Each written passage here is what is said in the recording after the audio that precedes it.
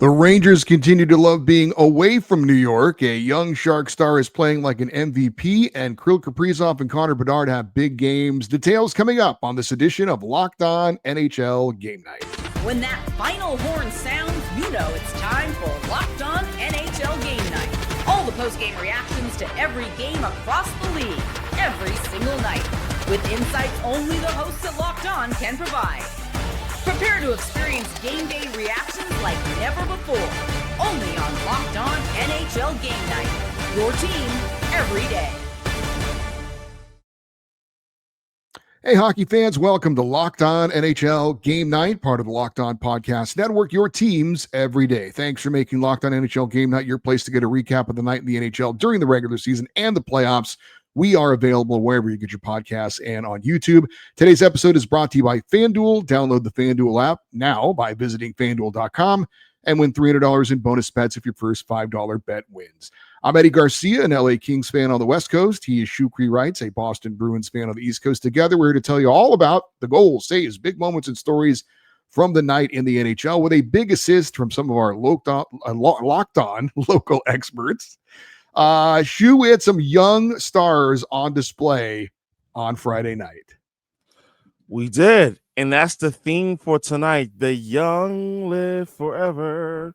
So, young stars, a lot of great performances, and I can't wait to get into it beginning now on this edition of Locked On NHL Game Night. But before we get to the younger stars, we did have an old matchup. Two original six teams, both celebrating their 100 seasons, going head-to-head in the Motor City as the Red Wings were hosting the Rangers. And the story continues of what a strange season this is for the New York Rangers, struggling on home ice, but amazing on the road. And that would continue as the Rangers get a 4-1 win in Detroit. Let's check in with one of our local experts, the host of Locked On New York Rangers. That is John Chick. So Artemi Panarin goes 6 straight games without a point, decides to shave his head, comes back tonight, ends up with a goal and 2 assists in a 4-1 win over the Detroit Red Wings. Sometimes you just got to switch things up a little bit. You got to figure out a way to change the look and feel of everything. And I'm not saying that Panarin's haircut led to his success tonight, but I'm not saying that didn't happen either. But in all seriousness, it was nice to see Artemi Panarin come through for the Rangers in a way that he hasn't been able to do thus far for this team this season.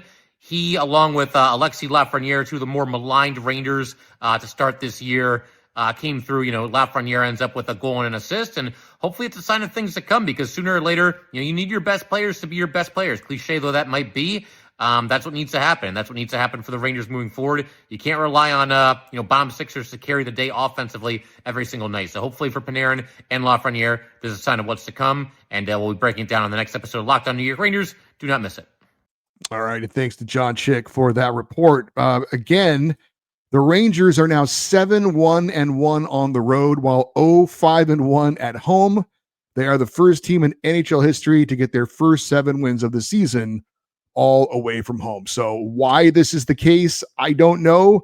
It is bizarre. It is interesting, but it continues to be the story of the New York Rangers. Terrible at home, but on the road, pretty good. It's inexplainable, or should I say inexplicable, as to why they're dominant on the road. But at home ice at MSG, it's like, nah, what's that? And you know something? I want to give you credit. I'm going to give you credit because you said something to me off the air that I think the New York Rangers should actually apply. Pretend that they are on the road when they're at home. You're right. You're absolutely right because Worth a shot. It's worth the shot.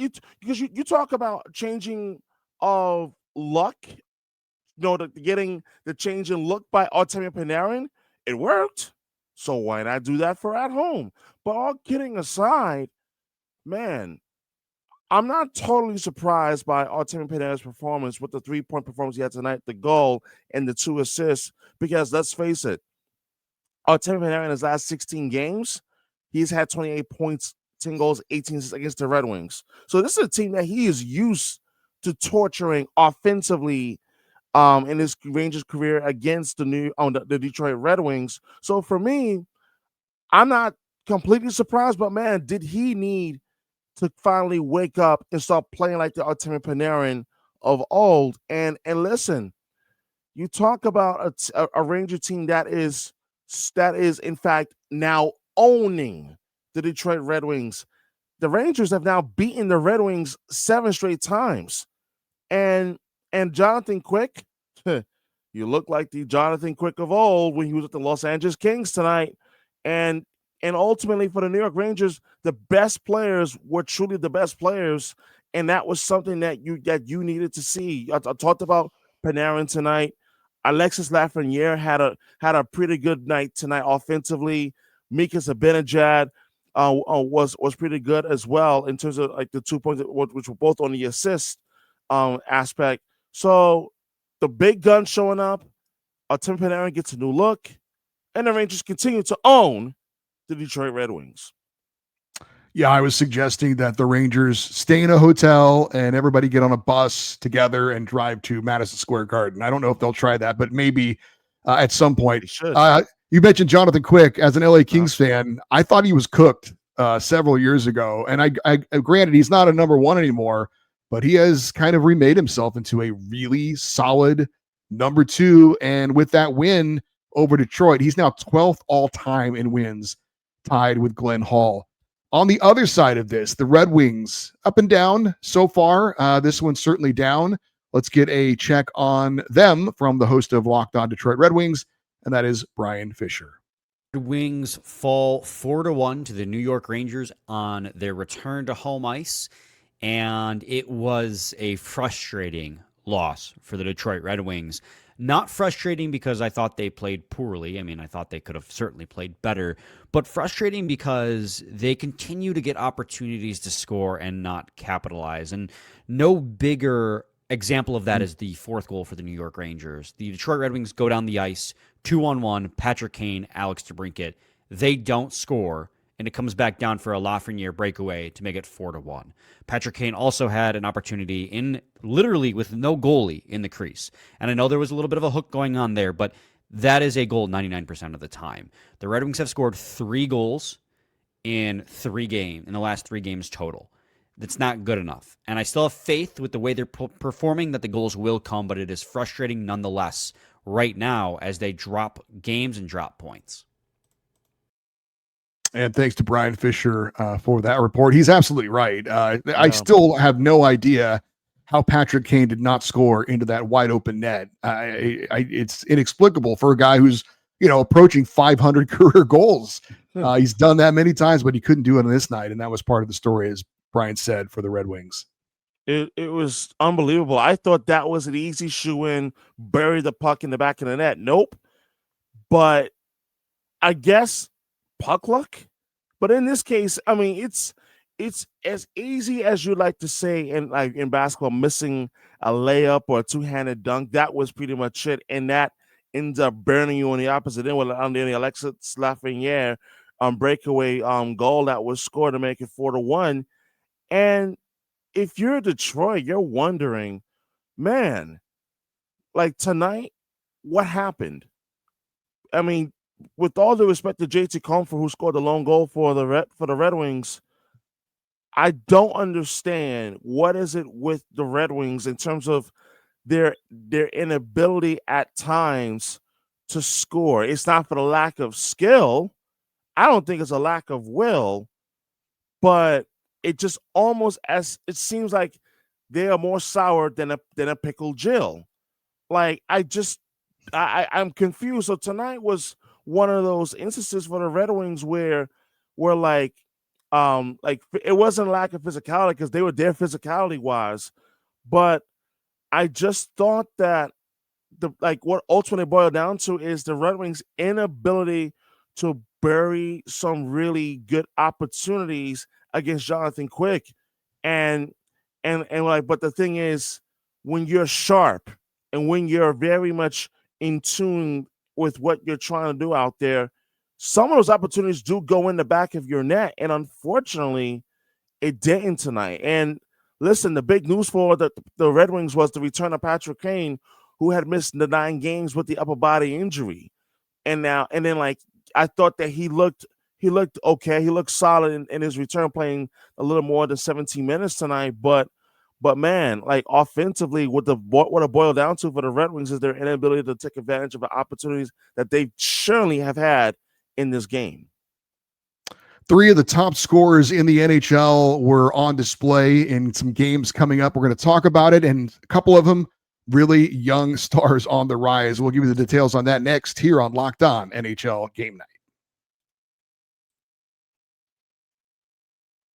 Let's be real. Making excuses doesn't solve anything. We have all heard them before. It's just stress. I'm tired, or it happens to everyone sometimes. When it comes to performance, sometimes your body just needs a little extra support. That is where Rugiet comes in. Rugiet.com offers fast-acting, doctor-prescribed treatments for ED designed to help you stop making excuses and start making moves. Rugiet makes it easy to get started. You just connect with a board-certified doctor, 100% online, no awkward waiting rooms or in-person appointments. If prescribed, your treatment ships discreetly straight to your door. The process is fast, simple, and private, and it's all handled by real doctors. It's about confidence, connection, and getting back to the moments that matter. Visit Rugiet.com/LockedOnNHL. That's RUGIET.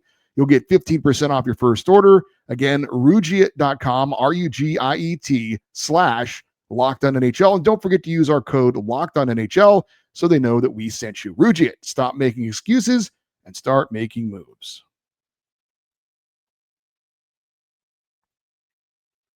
All right, up next, we are talking about one of the up-and-coming young teams in the NHL, the San Jose Sharks, hosting the Winnipeg Jets, and San Jose grits out a 2-1 victory in this one. Let us get a report from the host of Locked On San Jose Sharks. That is the excited JD Young.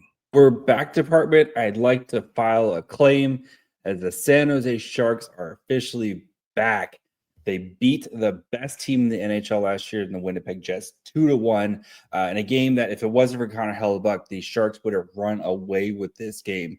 The Sharks are now over 500 for the first time since March 2022 as they're exiting this long, painful rebuild. Mac and Celebrini had 2 points tonight, retaking the NHL lead in scoring. But the story of the night was this San Jose Sharks team learning their lessons, learning how to win games, and then holding a lead the final 4 minutes after a Will Smith goal against one of the best offenses in the league in the NHL. This Sharks team has arrived, and they're going to be dangerous for the rest of the season. We'll have more on your next episode of Locked On Sharks, wherever you get podcasts. And, of course, you can watch on YouTube as well. All right, thanks to JD Young for that. And he's absolutely right. Now, it's one thing to be young and exciting and have a lot of dynamic talent and maybe outscore your opponents. It's another thing, though, to grind out a 2-1 win over a good team. And learning how to win those kind of games is something that teams like the Sharks have to learn how to do. So I thought it was, not only was it a nice win for them, period, but to win it the way they did, not just the young guns going up and down the ice. Thought that was important for the Sharks.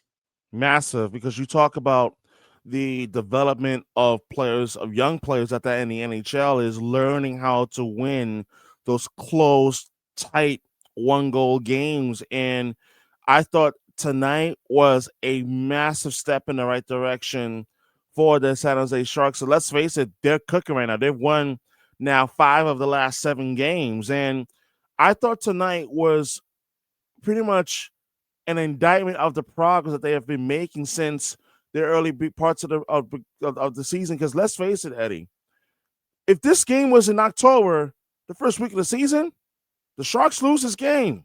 They do.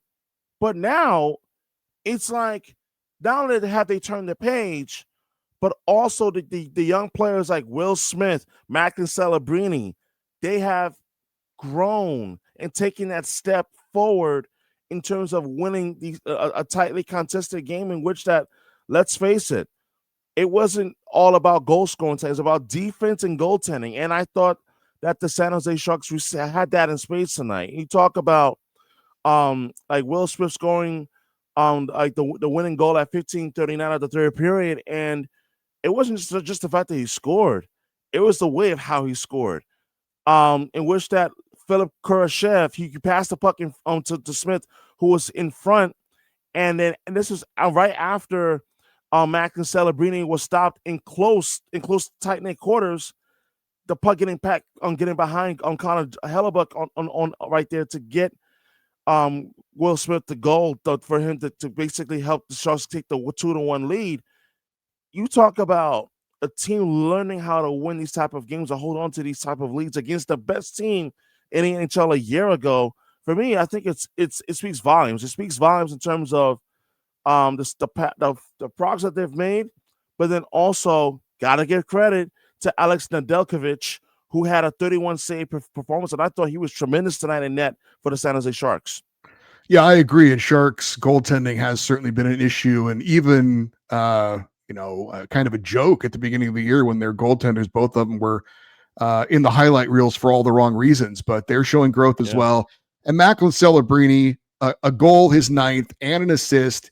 23 points now on the season. Macklin Celebrini, 19 years old, is now your leading point scorer currently in the NHL. And look, he has to sustain it for a full season, obviously. But right now, he's not playing like a good young player. He's playing like a good player, period. He's looking like one of the best players in the NHL. Now, whether he sustains it or not, we'll have to wait and see. I'm sure he will. He's a very talented guy. But yeah, he seems like he's arrived, and the Sharks seem like they have, after a terrible start, they are now showing that they're young, they're hungry, and they're learning. And so this is a team that's going to be a problem in the Pacific Division. I think this year, after they started with 6 straight losses, they're now 6-2-1 in their last 9 games. So, which is impressive. Very impressive. Because one of the things that, when I look at the Sharks, I didn't expect this turnaround. I thought that this year would probably be another year where it's going to be another long season where Will Smith is learning and hopefully taking that step forward. Macklin Celebrini the same as well. But man, has Macklin Celebrini arrived or what? But I would also add to that the following, and this is where it's going to get so fascinating, where especially as we get close to the Winter Olympics, in which that Celebrini has a chance to just maybe, if he keeps this up, to maybe play for Team Canada, which really would be something incredible when you consider that, hey, this is one of, if not probably the best young player in the NHL right now. And that's probably a bold statement, but I don't think it's completely outlandish to say, considering what he's been able to do so far this season. And ultimately, he's definitely been a big reason why the Sharks have been able to turn it around. And now they're currently at 500, in terms of regulation on wins and losses. If he's playing like he's playing now, when the Olympics come around, where he's one of the leading scorers in the entire NHL, I'll be shocked if he doesn't make the Canadian Olympic team. So we'll see. I mean, like I said, he has to keep it going. But again, if he does, I will be shocked if he's not on the Olympic team. Macklin Celebrini, not the only star on display. We had a couple of them in a couple other games, and these are also guys who are right now in the scoring race as well. We'll talk about Connor Bedard. We'll talk about Kirill Kaprizov next on Locked On NHL Game Night. The NBA is back, and there's no better place to get in on the action than FanDuel, the official sports betting partner of the NBA. Even if you miss the start of a game or you want to ride the hot hand, FanDuel has live bets on everything from who'll score the next point to fourth quarter comebacks. Plus, you can even combine your live bets into a same-game parlay for a shot at a bigger payout. It keeps every game exciting, especially when your team is making that late push. So right now, FanDuel is giving new customers $300 in bonus bets if your first $5 bet wins. So head to FanDuel.com to sign up and play your game with FanDuel, the official sports betting partner of the NBA.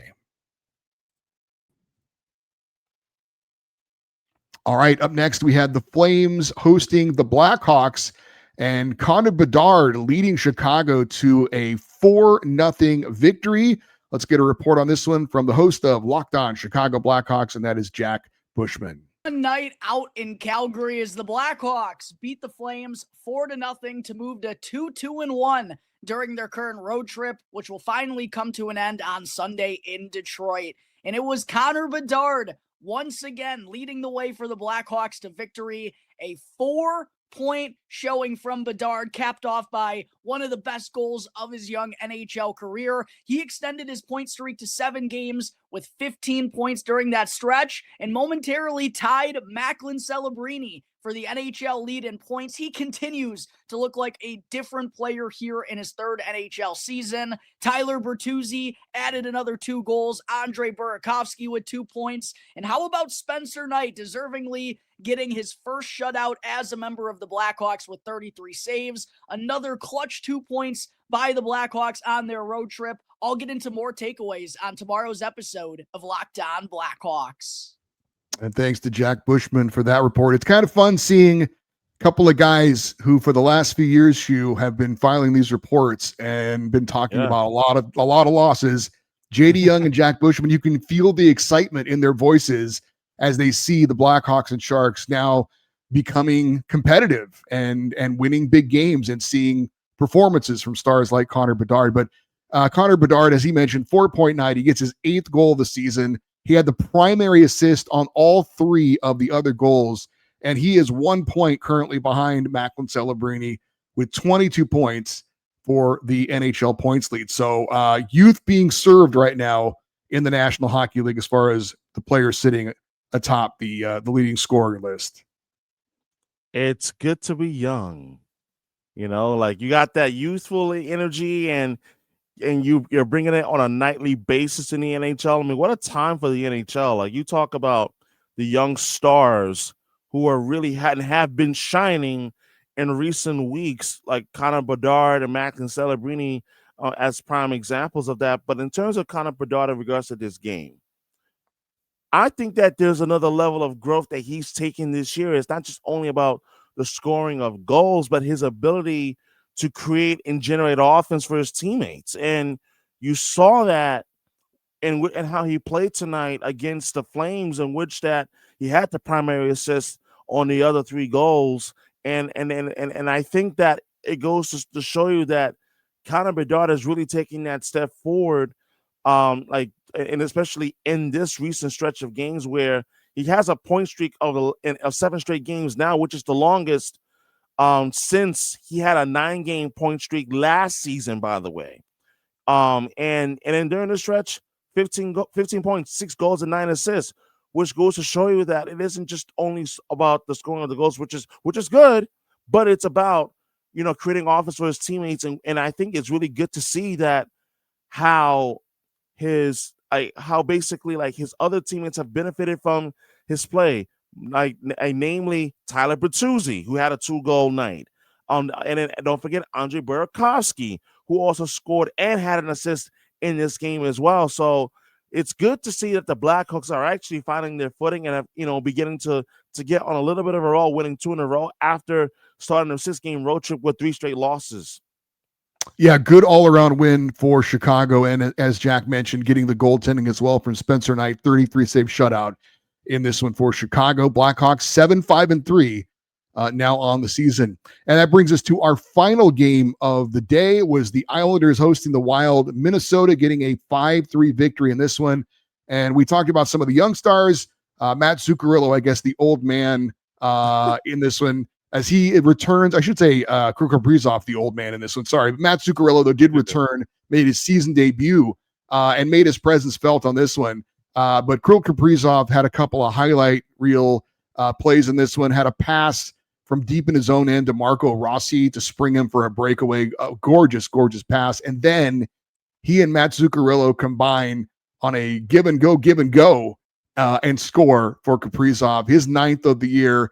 So the NHL's highest paid player, certainly looking like it in this game, as the Minnesota Wild up and down so far this year, but now they've won 3 of their last 4, and certainly happy to get Matt Zuccarello back as well, as he and Kaprizov on that top line have a lot of chemistry, as we saw in this game. Oh, absolutely. That top line is cooking right now. And in terms of the overall play of this game, but here's what impressed me the most. I thought that the Wild, they were able to roll all 4 lines tonight, and it was very evident from the first period on. And consider this, that they were going in having played. This is obviously like they played the back-to-back, coming off the 4-3 loss at Carolina on Thursday.